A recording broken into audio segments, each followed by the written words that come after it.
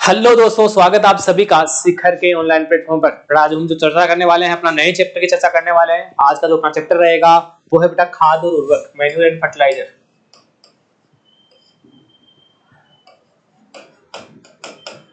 खाद और उर्वरक, इसे हम कहेंगे बेटा मैन्यूर एंड फर्टिलाइजर।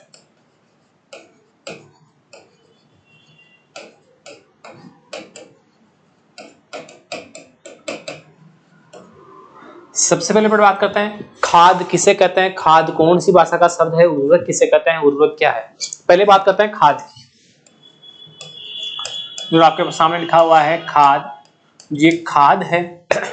खाद एक संस्कृत भाषा के शब्द से लिया गया है। संस्कृत भाषा का शब्द था खाद्य। खाद है संस्कृत शब्द, और जो संस्कृत शब्द था वो था बेटा कौन सा, खाद्य। कौन सा था, खाद्य। और इस खाद्य का मतलब होता है भोजन।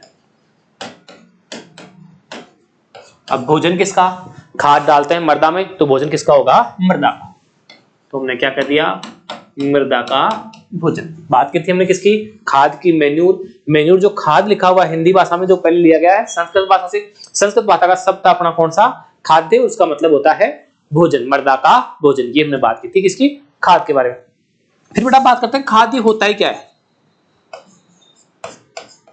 हम बात कर ले परिभाषा की, तो खाद किसे कहेंगे।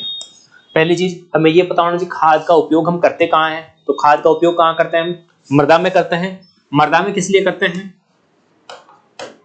उर्वरता को बढ़ाने के लिए। किसको बढ़ाने के लिए, उर्वरता को बढ़ाने के लिए। तो हम खाद किसे कहेंगे, ऐसा कोई भी पदार्थ जो मृदा में मिलाएंगे उर्वरता को बढ़ाएगा, उसे हमने क्या कह दिया, खाद कह दिया। ठीक है बेटा, देखो ऐसा कोई भी पदार्थ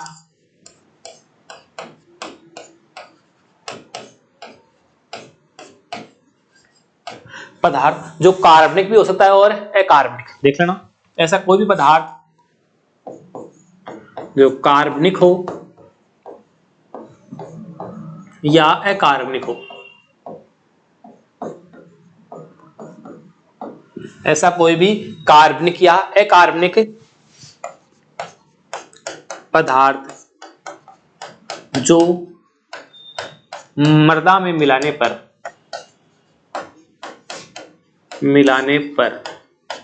उर्वरता को बढ़ाता हो, उर्वरता को बढ़ाता हो,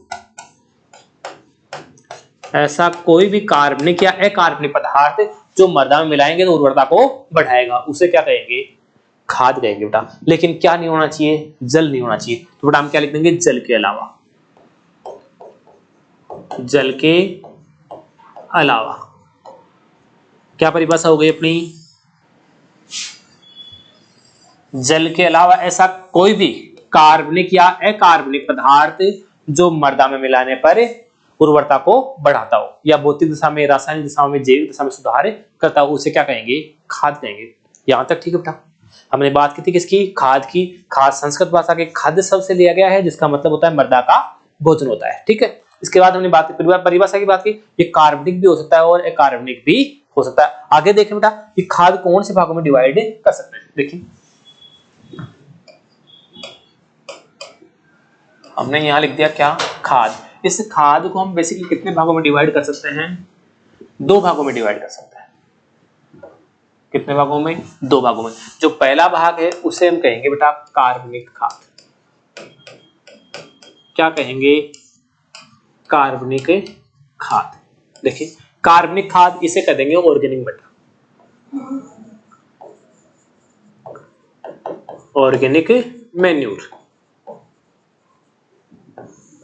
इस खाद को क्या कहेंगे बेटा, इसे कहेंगे मैन्यूर। ठीक है, फिर बात करें दूसरा कौन सा, अकार्बनिक। दूसरा कौन सा है बेटा, अकार्बनिक। अकार्बनिक खाद किसे कहेंगे गुरुजी, इनऑर्गेनिक मैन्यूर को। हाँ बेटा, जो इनऑर्गेनिक मैन्यूर है उसे क्या कह देंगे, अकार्बनिक।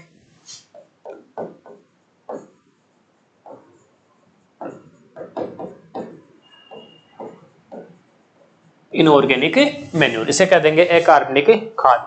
गुरुजी यहाँ तो ठीक है, हमने पढ़ लिया खाद है, खाद दो प्रकार की हो गई, कार्बनिक और अकार्बनिक। अब कार्बनिक किसे कहेंगे? जिसमें कार्बन की मात्रा होगी, जिसमें कार्बन नहीं होगा उसे क्या कह दिया हमने? अकार्बनिक। हाँ बेटा।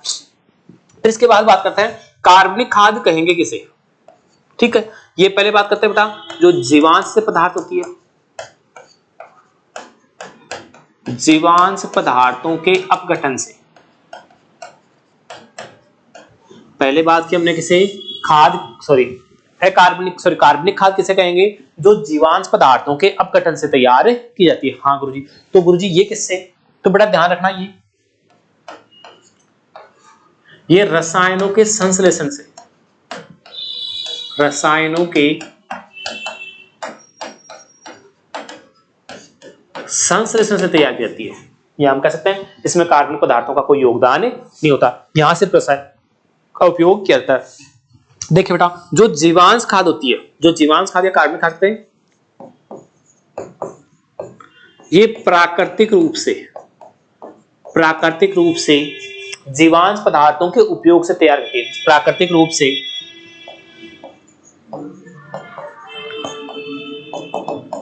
प्रकृति में तैयार होती है। गुरुजी प्रकृति में कैसे? मतलब इसके लिए कोई लैब की आवश्यकता नहीं है, कोई कृत्रिम वातावरण की आवश्यकता नहीं है, सामान्य जो एनवायरनमेंट है, वातावरण, उसमें तैयार की जा सकती है। हाँ गुरुजी। दूसरा कौन सा बेटा? देखो अकार्बनिक की बात है तो ये कहां की जाती है? हम प्रयोगशाला में पहले बात करें, प्रयोगशाला में तैयार होती है, या हम इसे कहते हैं कारखानों में। कौन से रूप से बेटा? कृत्रिम रूप से तैयार होती है। हाँ गुरुजी, ये बात भी सही है, कारखानों में कृत्रिम रूप से तैयार होती है। वो कौन सी हो गई? अकार्बनिक। ठीक है, अब देखिए बेटा इसमें क्या होता है? अकार्बनिक खाद में एक या एक से अधिक पोषक तत्व अधिक मात्रा में होते हैं। इसमें पोषक तत्व होते हैं, मात्रा क्या होगी? अधिक होगी। देखिए इसमें कुछ पोषक तत्व या हम कह सकते हैं कम पोषक तत्व, कुछ पोषक तत्व अधिक मात्रा में उपस्थित होते हैं।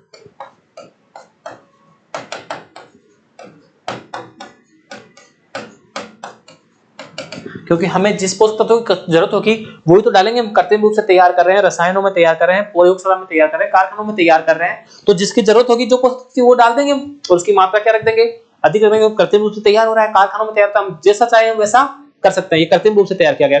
दूसरा देखो, एक ही बात है कार्बनिक खाद की, तो ये कारखानों में तैयार होता नहीं है, प्राकृतिक रूप से तैयार होता है जीवांश पदार्थों के अपघटन से। अब जीवांश पदार्थ में जितने पोषक तत्व होंगे वही इसमें आएंगे, नहीं तो आने से रहे। तो हमने क्या कह दिया इनमें? इसमें सभी पोषक तत्व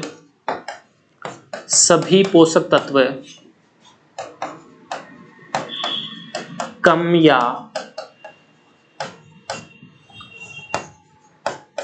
अधिक मात्रा में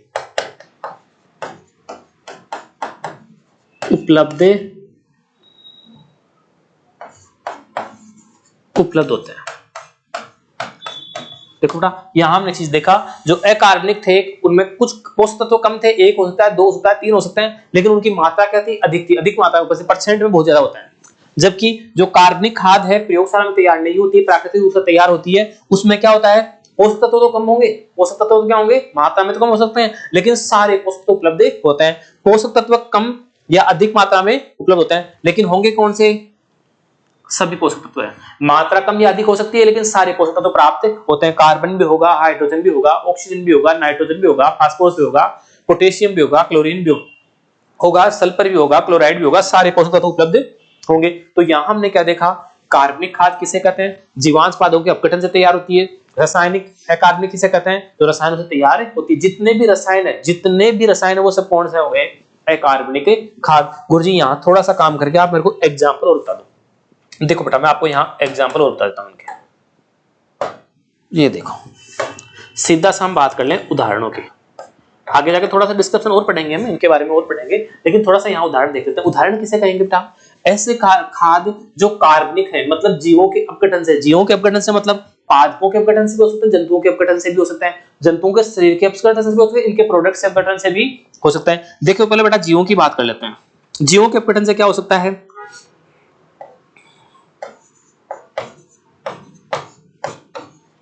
इनकी हड्डी का चूरा हो सकता है। क्या हो सकता है? इनकी हड्डी का चूरा हो सकता है। जीवों के जो अवशेष होते हैं गोबर की खाद, जिसे FYM कह सकते हैं। वर्मी कंपोस्ट हम बेटा कह सकते हैं, वर्मी कंपोस्ट। बेटा इनको हम खलियां भी कह सकते हैं। खलियां भी किसमें आती है? कार्बनिक खाद, क्योंकि जीवों के अपघटन से हैं। हरी खाद भी कह सकते हैं बेटा, कंपोस्ट भी कह सकते हैं।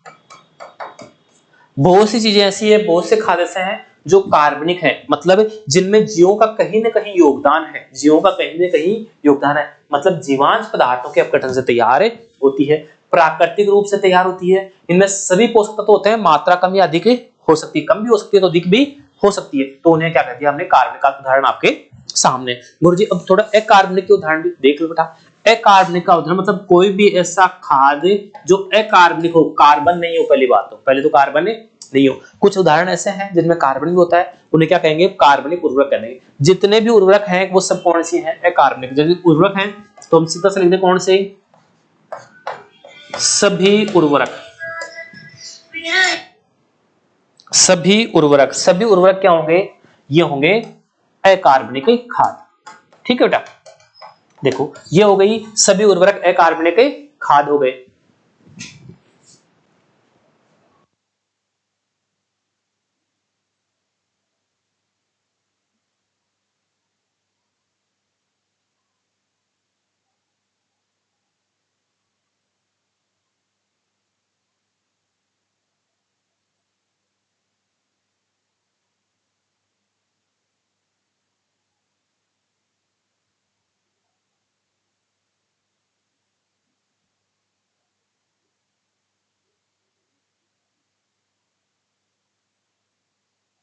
अपने कौन सा था? कार्बनिक की अकार्बनिक की बात कर रहे थे, तो अकार्बनिक किसे कह दिया? जितने भी अकार्बनिक उर्वरक, मतलब जितने भी उर्वरक हैं सब कौन से हो गए? अकार्बनिक खाद हो गए। सभी उर्वरक कौन से हो गए? अकार्बनिक खाद हो गए। और जितने भी जीवांश के अपघटन से तैयार हुआ है, मतलब पेड़ पौधों से और जीवों से डायरेक्ट संबंध है, वो कौन सा हो गया? कार्बनिक खादें हो गई। अब आगे देखो, हम कार्बनिक खाद और अकार्बनिक खाद की परिभाषा लिखते हैं। पहले लिखेंगे कार्बनिक की और फिर लिखेंगे अकार्बनिक की, उसके बाद देखेंगे उनका वो कैसे डिवाइडेशन हो सकता है। देखें आ गया जो बेटा, पहले हम बात करेंगे बेटा कार्बनिक खाद की।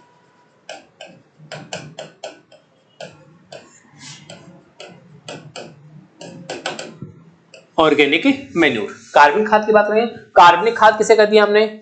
ऐसे खाद और जीवांश पदार्थों के अपघटन से, जीवांश पदार्थों के अपघटन से तैयार होती है, प्राकृतिक रूप से तैयार होती है, जिसमें पोषक तत्वों की मात्रा कम या अधिक हो सकती है, उसे क्या कर दिया हमने? कार्बनिक खाद कर दिया। देखो बेटा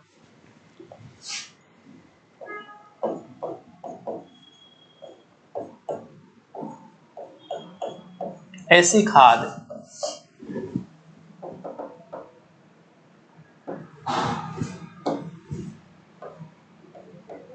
ऐसी खाद जो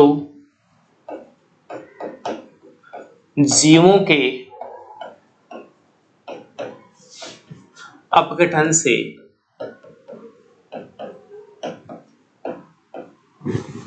प्राकृतिक रूप से, जीवों के अपघटन से प्राकृतिक रूप से तैयार की जाती है। और तैयार कहां की जाती है? देख लेना वातावरण में, वातावरण में, कोई कारखानों का जिक्र नहीं होगा। ऐसी खाद जो जीवों के अपघटन से प्राकृतिक रूप से तैयार की जाती है, जिसमें सभी पोषक तत्व कम या अधिक मात्रा में, सभी पोषक तत्व कम या अधिक मात्रा में उपलब्ध होते हैं। ऐसी कार्बनिक खाद या ऐसी खाद जो जीवों के अपघटन से तैयार होती है, वातावरण में इनका अपघटन होता है, प्राकृतिक रूप से अपघटन होता है, और उनमें सभी पोषक तत्व कम या अधिक मात्रा में उपलब्ध होते हैं, ये क्या कहलाती है बेटा? कार्बनिक खाद कहलाती है। देख लो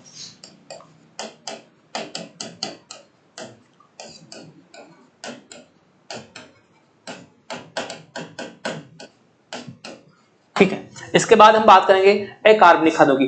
पहले हम बेटा पढ़ेंगे कार्बनिक खादों का वर्गीकरण, कार्बनिक खादों का वर्गीकरण पढ़ेंगे। इससे पहले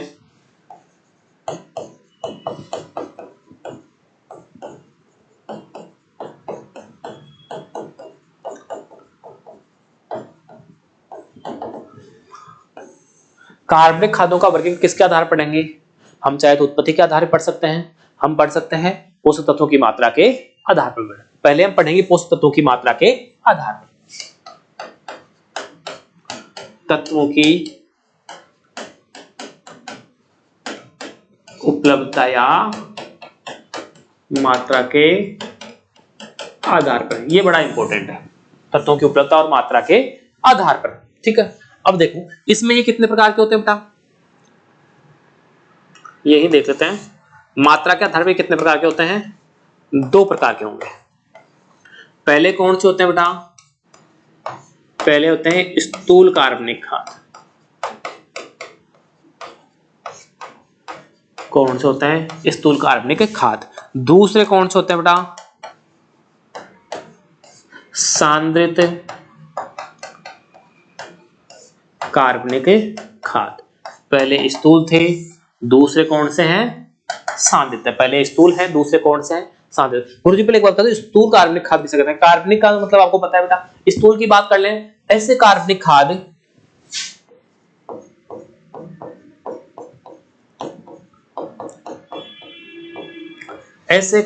खाद जिसमें हम लिख देते हैं कार्बनिक पदार्थ,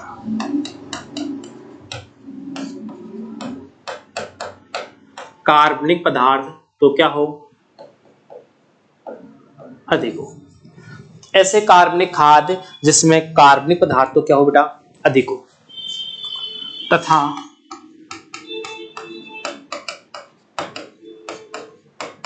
पोषक तत्व क्या हो? कम मात्रा में हो। पोषक तत्व क्या हो? कम मात्रा में हो। उसे क्या कहते हैं बेटा? उसे क्या कह देंगे? हम स्थूल खाद कह देंगे। गुरुजी समझ में आ गया? स्थूल का मतलब है तो कार्बनिक ही खाद ही है, लेकिन इसमें कार्बन तो क्या होंगे? ज्यादा होंगे, और पोषक तत्व क्या होंगे? कम होंगे। मतलब कार्बन अधिक होगा, पोषक तत्व कम होंगे, तो हमने उसको क्या कह दिया? स्थूल कह दिया। गुरुजी कोई बात नहीं है। फिर बेटा पढ़ेंगे हम सांद्रित। सांद्रित किसे कहेंगे? गुरुजी इसका उल्टा हो जाएगा। ऐसे कार्बनिक खाद जिसमें पोषक तत्व अधिक हो, कार्बनिक पदार्थ क्या हो? कम हो। देखो ऐसे कार्बनिक खाद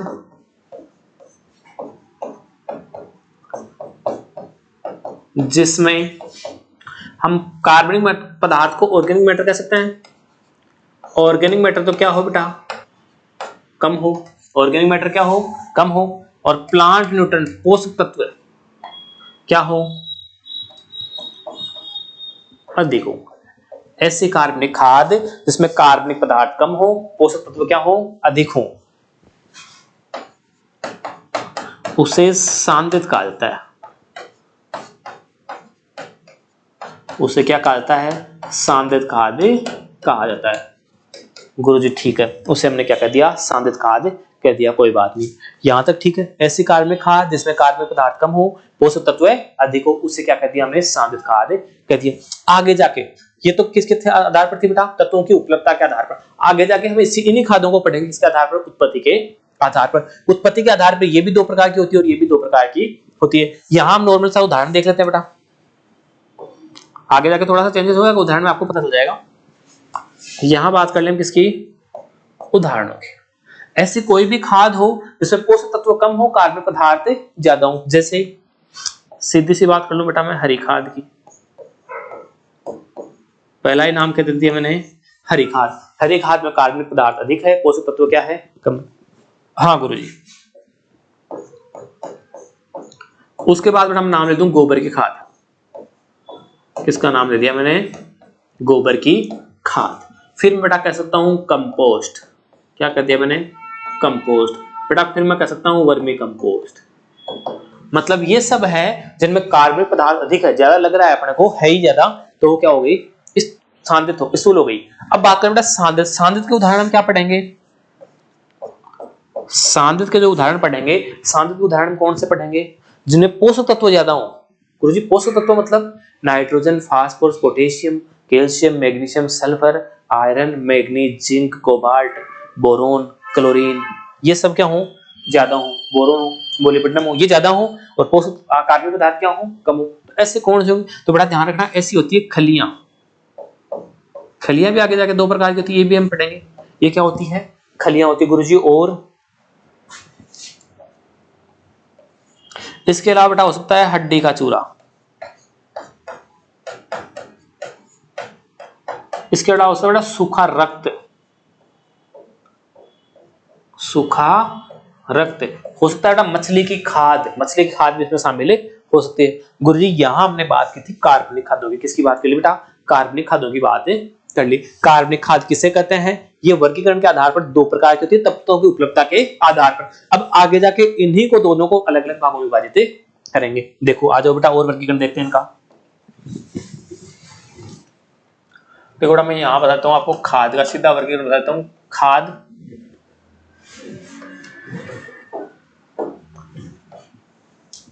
खाद को हमने कितने भागों में बांटा था? पहले दो भागों में बांटा। तो दूसरा भाग था वो कौन सा था? अकार्बनिक। कौन सा था?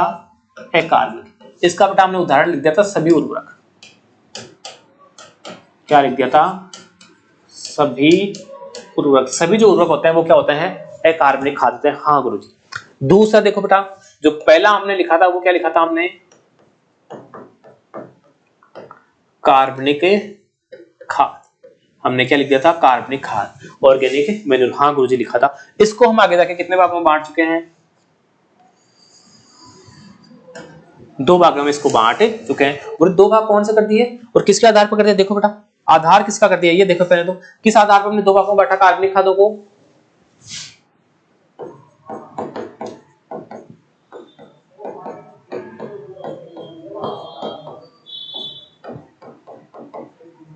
किसके आधार पर? पोषक तत्वों की उपलब्धता के आधार पर गुरुजी दो भागों में बांट दिया। हाँ गुरुजी आपने कहा था और आपने बांट भी दिया। पोषक तत्वों की उपलब्धता के आधार पर कितने भागों में बांट दिया? दो भागों में। कौन कौन सा बटा बेटा दो भागों में? देखें दो भागों में कौन सा बटा? पहले मैंने इनको कर दिया स्थूल। परिभाषा आपके सामने है। स्थूल कार्बनिक खाद। हाँ गुरुजी स्थूल कार्बनिक खाद आपने बताया था। ठीक है। दूसरा कौन से बटा मैंने? दूसरा गुरुजी आपने बांट दिया सांद्रित कार्बनिक खाद।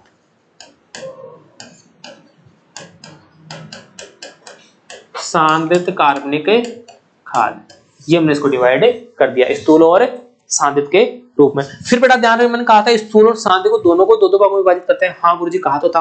तो स्थूल को बेटा दो भागों में विभाजित करेंगे। क्यों करेंगे? किसके आधार पर करेंगे? देखिए स्थूल को हम कितने भागों में विभाजित करेंगे? दो भागों में, पहला और दूसरा।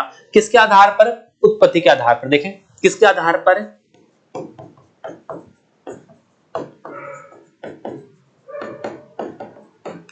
उत्पत्ति के आधार पर कितने भागों में बांट दिया हमने? दो भागों में बांट दिया। कौन कौन से बांटा बेटा? पहला बांट दिया हमने पशुजनित और दूसरा बांट दिया आपने कौन सा? या हम पशु नहीं कह सकते, इसको क्या कह सकते हैं? जंतुजनित। ये बेटा शुद्ध रूप होगा। जंतुजनित लिखेंगे पशु के बगैर तो ये बेस्ट रहेगा। जंतुजनित सबसे अच्छा रहेगा। दूसरा कौन सा लिख सकते हैं? पादप कह सकते हैं या वनस्पति जनित कह सकते हैं। पादप जनित या वनस्पति जनित। हाँ गुरुजी उत्पत्ति के आधार पर पादप जनित भी हो सकता है, वनस्पति मतलब दोनों ही क्या है? जीवांश पदार्थ है। हाँ और जीवांश में जिनमें कौन सा? इतना ध्यान रखना स्थूल लिखा हो मतलब कार्बनिक पदार्थ अधिक होना चाहिए। स्थूल की परिभाषा हम बाद में लिख लेंगे, स्थूल और सांद्रित की नहीं, इनके तो लिख ली। जंतुजनित और पादप जनित की बात नहीं, पहले उदाहरण देख लेते हैं। सीधी बात तक पशु जनित के उदाहरण कौन से होंगे पता है? पशु जनित कौन कौन सी होगी गुरुजी? स्थूल में तो आपने कहा था FYM होगी। बिल्कुल बेटा FYM होगी। इसके बाद कंपोस्ट कहा था। बिल्कुल बेटा कंपोस्ट भी होगी।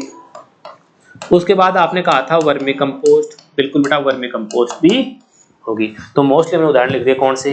FYM, कंपोस्ट और वर्मी कंपोस्ट। फिर गुरुजी पादप जनित कौन सी होगी या वनस्पति जनित कौन सी? तो बेटा पादप जनित कौन सी हो गई? हरी खाद। कौन सी हो गई? हरी खाद। इस हरित खाद को बेटा हम आगे जाके दो भागों में डिवाइड कर सकते हैं। ये हरी खाद भी उत्पत्ति के आधार पर कितने प्रकार की हो सकती है? दो प्रकार। कौन कौन सी हो सकती है बेटा? एक हो सकती है इन सिटू, दूसरी हो सकती है एक्स सिटू। गुरुजी ये कौन सी होने लगी? इन सिटू का मतलब बेटा होता है अगर किसी खेत में हमें उस फसल को उगाना है और उसी में उसको अगर हरी खाद के रूप में काम आता है तो वो तो कौन सी हो गई? इन सिटू। उगाना कहीं दूसरी जगह है, काम में किसी दूसरी जगह लेना है तो उसे क्या कहेंगे? Ex situ. अगर उसी खेत में हम फसल को उगाते हैं वही मृदा में मिला देते हैं उसे तो क्या कहेंगे? इन सिटू। दूसरी जगह से फसल को लाकर फिर मृदा में मिलाते हैं उसे क्या कहेंगे? एक्स सिटू कहेंगे। तो हरी खाद हम दो भागों में इन सिटू और एक्स सिटू। अब हरी खाद के भी आगे उदाहरण फसलें देखेंगे तो और आगे देख लेंगे। पहले बात करते हैं किसकी? सांद्रित। इस सांद्रित को बेटा उत्पत्ति के आधार पर कितने भागों में बांट दिया हमने? दो भागों में बांट दिया। किसके आधार पर? उत्पत्ति के आधार। उत्पत्ति के आधार पर कितने भाग कर दिए? गुरुजी आपने दो भाग कर दिए इसके। पहला वही कौन सा? स्थूल। और दूसरा कौन सा? सॉरी वही कौन सा? पशुजनित। और दूसरा जंतुजनित। पहला कर दिया हमने पशुजनित, या हम कह सकते हैं इसको जंतु जनित। और दूसरा हमने कौन सा कर दिया बेटा? पादप जनित या वनस्पति जनित। दोनों एक ही है गुरुजी। स्थूल जनित मतलब सॉरी जंतु जनित मतलब जो जंतुओं से होता है, जंतुओं से निर्मित हो रही है लेकिन सांद्रित है मतलब पोषक तत्व क्या होने चाहिए? ज्यादा होने चाहिए। पोषक तत्व क्या होने चाहिए? ज्यादा होने चाहिए। मतलब थोड़ा सा लिख देता हूं आपके सामने यहाँ देखो। यहाँ स्थूल का मतलब है ऑर्गेनिक मैटर तो अधिक होगा, ठीक है। इसी के साथ में लिख दूं आपको प्लांट न्यूट्रेंट क्या होगा? कम होगा। ये तो हमने किसकी बात कर ली? स्थूल की। अगर यही बात बेटा सांद्रित की कर लें तो सांद्रित में क्या होगा? ऑर्गेनिक मैटर तो क्या होगा? कम होगा। और प्लांट न्यूट्रेंट क्या होंगे? ज्यादा होंगे। ये हमने किसकी बात कर ली बेटा? सांद्रित की। तो जंतुजनित मतलब जंतुओं से निर्मित ऐसी खाद जिसमें क्या हो? कार्बनिक पदार्थ कम हो और पोषक तत्व क्या हो? ज्यादा हो। गुरुजी ऐसी तो कौन सी हो सकती होगी? बेटा हड्डी का चूरा है ना, जंतुओं से निर्मित होती है। कौन सा हो गया? हड्डी का चूरा। हम क्या करते हैं इसको? बोन मील कर दें। बोन मील हड्डी का चूरा हो गया।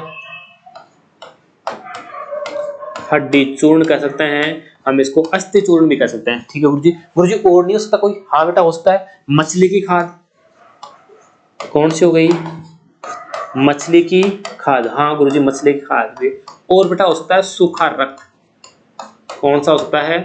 सूखा रक्त। हाँ गुरुजी ये जंतुओं से निर्मित हो गए, इनमें पोषक तत्व भी ज्यादा होते हैं, कार्बनिक पदार्थ में इनमें कम होता है, ठीक है। फिर देखो बेटा पादप जनित। पादप जनित कौन सा हो सकता है? गुरुजी खलियां हो सकती है। हाँ बेटा कौन सा हो सकता है? उदाहरण खलियां हो गई। गुरुजी खलियां किसे कहते हैं? बेटा खलियां कहेंगे तिलहन फसलों से तेल निकालने के बाद जो अवशिष्ट पदार्थ बचता है उसे क्या कहते हैं हमें? खलियां। गुरुजी खलियां तो पशुओं को खिलाते हैं। हाँ बेटा कुछ खलियां पशुओं को खिलाते हैं, कुछ कौन सी होती है जिनका उपयोग मृदा सुधार के रूप में किया जाता है उन्हें क्या कहेंगे? देखो खलियां है। खलियां भी आगे कितने प्रकार की हो गई? दो प्रकार की हो गई। जैसा कि एक तो आपने कहा पशुओं को खिलाते हैं, उनको तो हमने क्या कर दिया? खाद्य खलियां। क्या कर दिया हमने? खाद्य खलियां। दूसरी कौन सी हो गई? तो गुरुजी दूसरी हो जाएगी अखाद्य खलियां। हाँ बेटा कौन सी हो गई? अखाद्य खलियां। गुरुजी ये तो खाद्य का मतलब है जिनका उपयोग पशु आहार में किया जाता है वो तो खाद्य हो गई, और जिनका मृदा सुधार के रूप में किया जाता है वो कौन सी हो गई? अखाद्य खलियां हो गई। बिल्कुल सही बेटा, यहाँ तक कोई दिक्कत नहीं। तो गुरुजी खाद्य खलियां कौन सी हो गई? बेटा जैसा कि आपको पता है पशु के कौन से खाते हैं? नीम की खली को खाते होंगे पशु। नीम की खली को नहीं खाते। फिर कौन सी होगी? कपास। तो बेटा जो कपास की खली होगी उसको हम कह सकते हैं बिनोला। बिनोला की खल वो तो क्या हो गई? खाद्य हो गई। इसके अलावा सरसों की खल कौन सी हो गई? खाद्य सरसों। तिल की खल कौन सी हो गई? खाद्य हो गई। जितने भी सामान्य पशु आहार के रूप में लेते हैं वो तो कौन सी हो गई? खाद्य। गुरुजी एक खाद्य कौन सी हो गई? तो बेटा एक खाद्य कौन सी हो जाएगी? नीम वाली खली हो जाएगी। कोई सा पशु इसको खाएगा नहीं। कौन सी हो गई? नीम की खली, महुआ, करंज, ये खलियां कौन सी हो गई? अखाद्य खलियां हो जाएगी। हमने यहां देखा खाद किसे कहते हैं, खाद कौन सी भाषा का शब्द है, खाद की परिभाषा क्या होती है, कितने भागों में बांटा गया है, कौन कौन से भाग हैं। मैंने कहा था अकार्बनिक जितने भी खाद है वो सब उर्वरक हो गए।